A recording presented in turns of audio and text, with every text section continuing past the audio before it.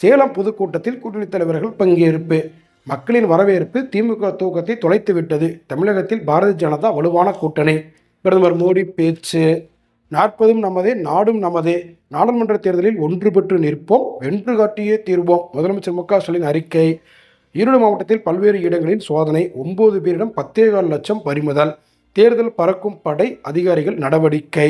தமிழிசை சவுந்தரராஜன் ராஜினாமா. தெலுங்கானா புதுவை கவர்னர் பொறுப்பு சி.பி. ராதாகிருஷ்ணனிடம் ஒப்படைப்பு. ஜனாதிபதி உத்தரவு. வேட்புமனு தாக்கல் இன்று தொடக்கம். வேட்பாளர் உட்பட 5 பேருக்கு மட்டுமே அனுமதி.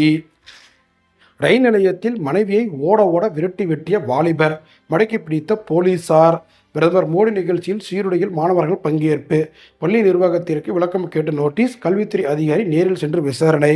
விபத்தில் உறவினர்கள் சிக்கியதாக கூறி அழைத்துச் சென்று அக்காள் தங்கையை கூட்டாக பாலியல் பலாத்காரம் செய்து 5 பேர் கும்பல்.